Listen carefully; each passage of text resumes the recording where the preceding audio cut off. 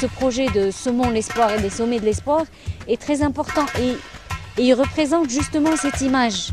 Parce qu'on est ensemble, on se soutient, on montre vraiment que c'est possible. Ce sommet du Toubkal, on allait le faire parce que des enfants avaient gagné une victoire sur la maladie, mais aussi pour d'autres qui sont partis et qui auraient aimé être là avec nous. Donc je pense que dans la tête, ils étaient tous présents.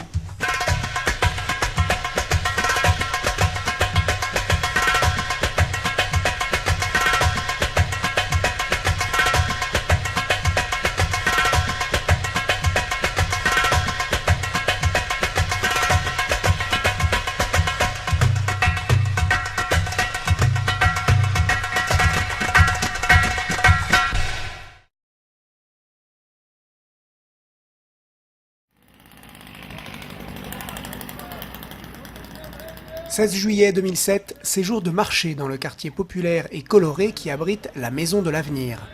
Un an s'est écoulé depuis les premiers sommets de l'espoir franco-marocain. La délégation franc-comtoise de l'association Semons l'espoir est de retour à Rabat.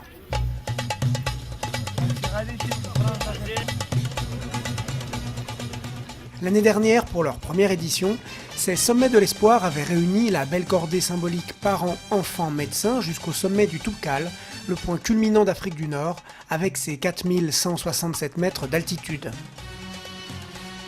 Né de la rencontre entre l'association française Semons l'espoir et son homologue marocaine, l'association L'Avenir, en 2006, l'événement a permis de sceller les bases d'un solide partenariat entre les deux pays pour fédérer les moyens d'action contre le cancer de l'enfant. Le professeur marocain Fouzia Alaoui a notamment œuvré à la réussite du projet. Nous retrouvons avec émotion ceux qui, au fil du partenariat forgé entre nos deux associations, sont devenus nos amis marocains. Ce matin, tout le groupe se retrouve autour du petit déjeuner préparé à la Maison de l'Avenir. Il est tôt, nous savons qu'une longue journée nous attend tous. Nous nous apprêtons à prendre la route vers le massif de l'Atlas, via la ville de Marrakech, plus de 300 km au sud. Les derniers préparatifs se mettent en place pour notre départ et les enfants du quartier improvisent avec nous quelques échanges de ballons.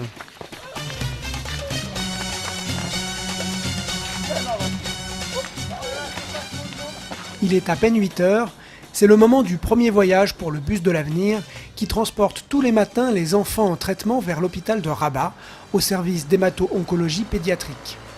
Comme l'année passée, les jeunes participants au Sommet de l'Espoir ont pu visiter le service.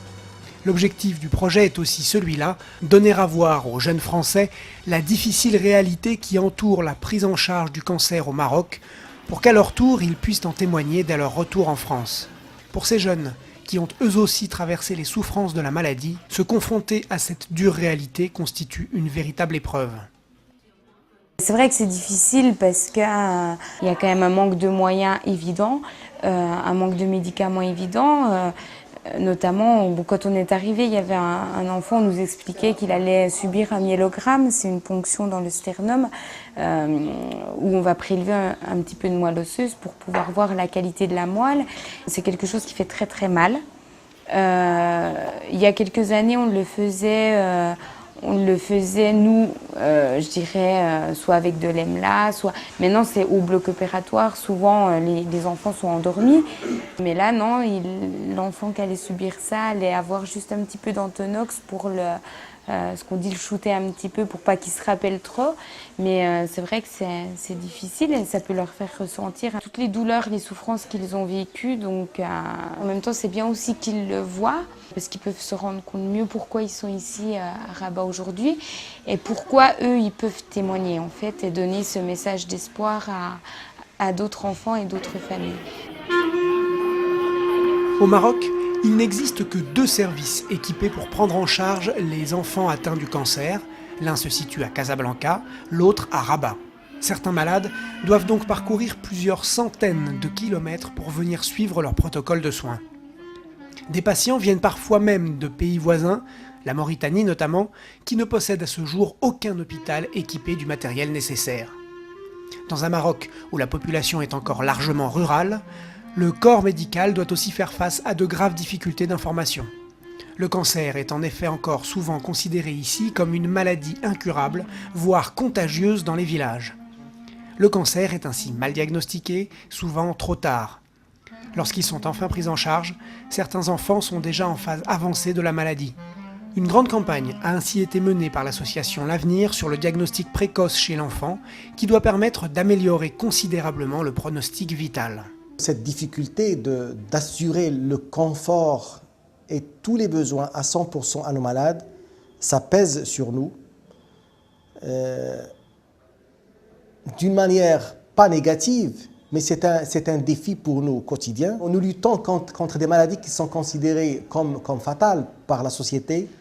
Et quand nous voyons les guérisons, quand nous voyons des malades contents, qui ont grandi, qui se sont mariés, ça nous donne encore beaucoup d'espoir pour le reste des malades. Bye bye.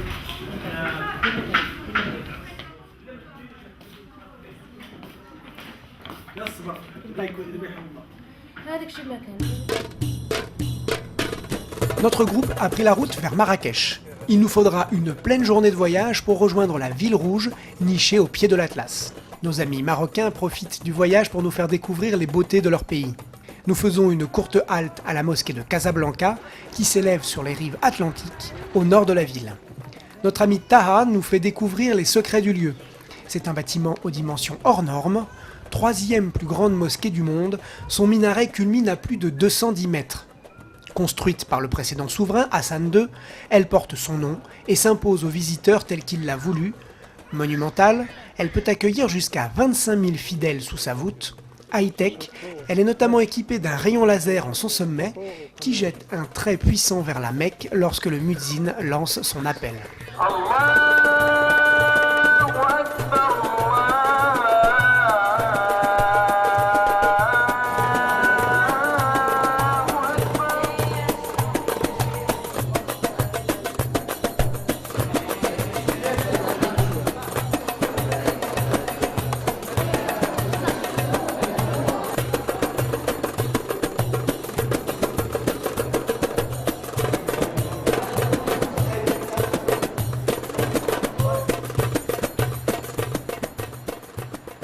Nous parvenons à Marrakech dans la soirée.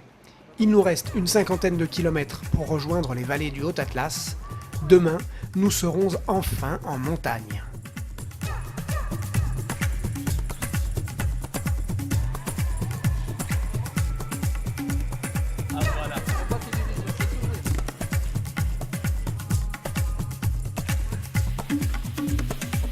حبيبي يا عيني يلا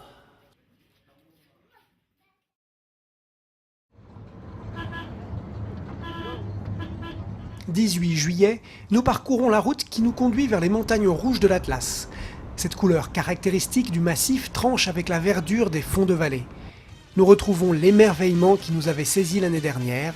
Ces paysages sont véritablement grandioses.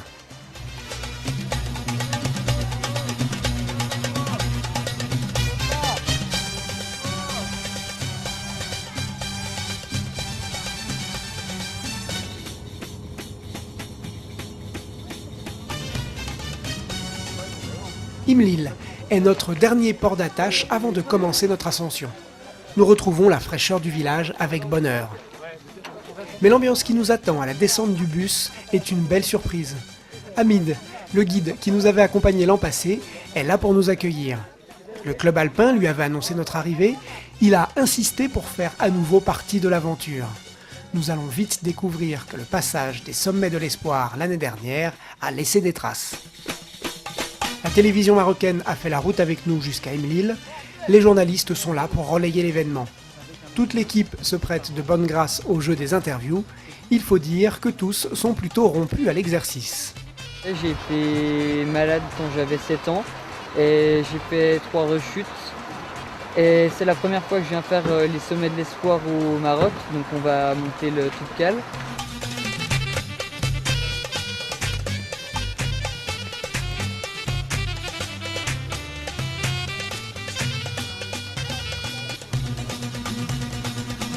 Avant la nuit, il faut très vite s'occuper des détails logistiques. Rizlaine et Hamet doivent acheter la totalité des vivres nécessaires à l'autonomie du groupe pendant 2 jours. Nous qui avons l'habitude du fonctionnement des refuges français, où les denrées alimentaires sont montées par hélicoptère pour tous les alpinistes, nous découvrons qu'ici le principe est tout autre. Chaque groupe doit individuellement gérer l'achat de ses vivres pour la préparation des repas au refuge. Rizlen prévoit donc tout ce qu'il faut pour préparer un gigantesque couscous le lendemain. Nous prévoyons aussi plusieurs dizaines de litres d'eau. Le tout sera acheminé jusqu'au refuge à dos de mule. Les premiers sommets de l'espoir ont donc, semble-t-il, marqué nos hôtes l'an passé. Ah oui, bien sûr, c'est une surprise. Parce que moi aussi, je ne sais pas est-ce que vous voulez venir ou non. Vraiment, c'est une surprise quand je vois M. Pierre, là, il était surpris. Moi, ce qui me surprend, c'est qu'en discutant avec lui, il se rappelle du nom du médecin, il se rappelle de tout le monde du groupe. Et je crois que c'est encore une sortie qui l'a marqué, quoi. Ça me confirme que je crois que dans ces projets, les sommets d'espoir, c'est vraiment pas des ascensions comme les autres et il y a autre chose qui se crée, quoi. Et puis, coïncidence ou pas, en tout cas, Azine, guide et gardien du refuge d'Imlil, nous montre qu'il porte aujourd'hui le t-shirt de l'événement 2006. Moi, j'ai pas demandé. L'année prochaine, tu vas le trouver. Je la mets, je suis pas exprès. Avant-hier, j'ai changé, j'ai mis ça. Et tu le mets régulièrement?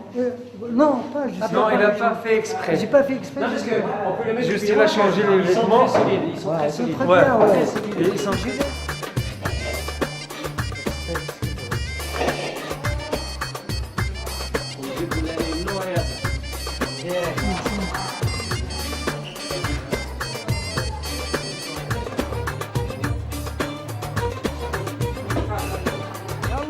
Ensemble.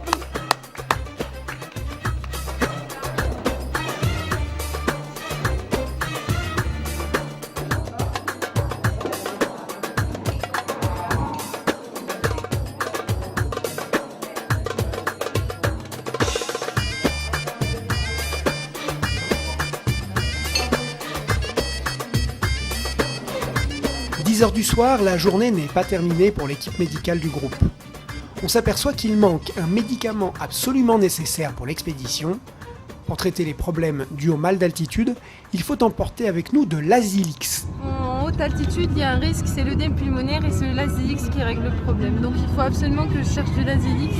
Il va aller chercher avant 10h du soir, à 14 km de 10 militaires, moi je... Myriam, le pédiatre marocain qui nous accompagne, doit donc se résoudre à redescendre en pleine nuit vers le petit village d'Azni. Une pharmacie y attend notre visite tardive. La garnison militaire d'Imlil a été prévenue de notre problème et c'est l'armée qui met à disposition un véhicule et une escorte pour rejoindre le village. Myriam, accompagnée du chef de la garnison, entreprend donc le voyage pour trouver le précieux médicament. Il faut donc se résoudre à réaliser un aller-retour de plus de 30 km sur la route sinueuse qui parcourt la vallée. Notre jeune médecin aura finalement dû batailler plus d'1 heure en pleine nuit sur les routes de montagne. Au final, mission accomplie.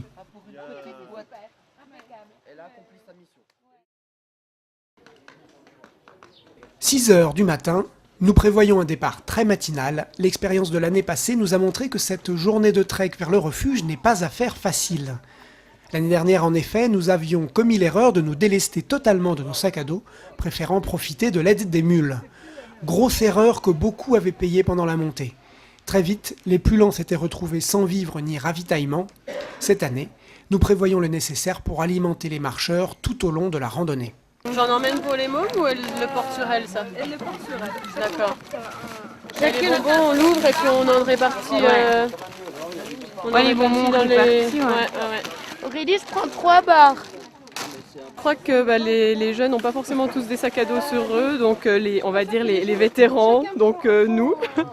On va emmener un petit peu des vivres pour tout le monde et puis on va essayer de répartir et puis d'avoir toujours à tous les niveaux de la montée des gens qui peuvent donner aux jeunes pour pas qu'on se retrouve avec des hippos comme l'an dernier.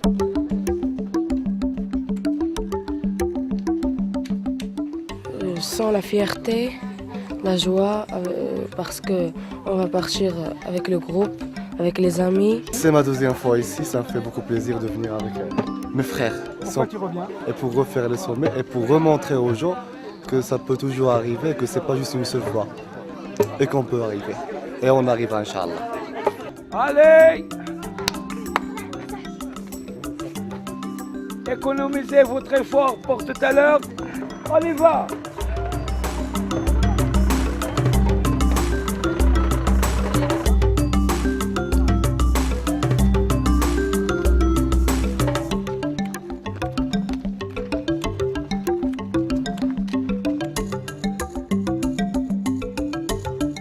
Il faut pas moins de 6 heures à tout marcheur pour rejoindre le refuge de Toubkal.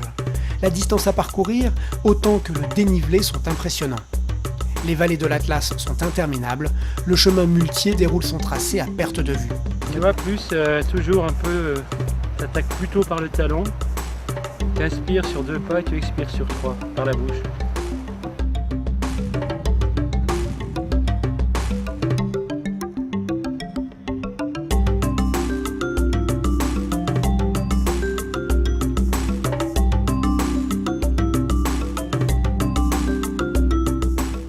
Au-dessus du village, nous traversons cette immense plaine grise qui nous avait déjà marqué lors de notre premier voyage.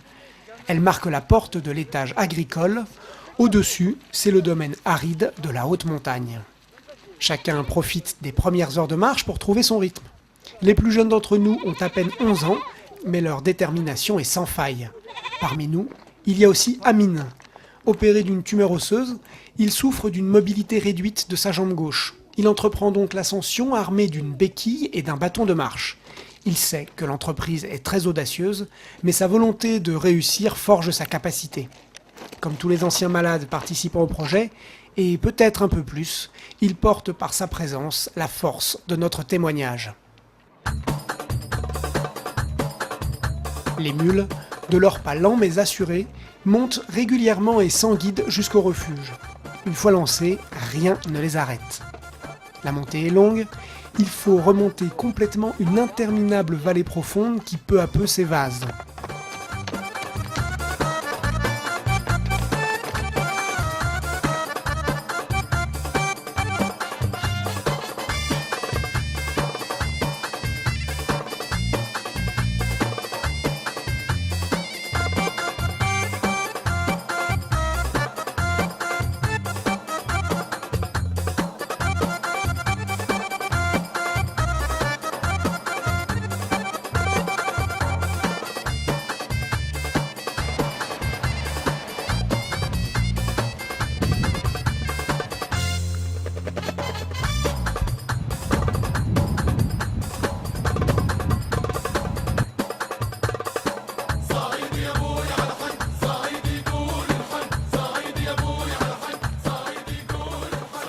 Première halte, le petit village berbère de Chamarouche.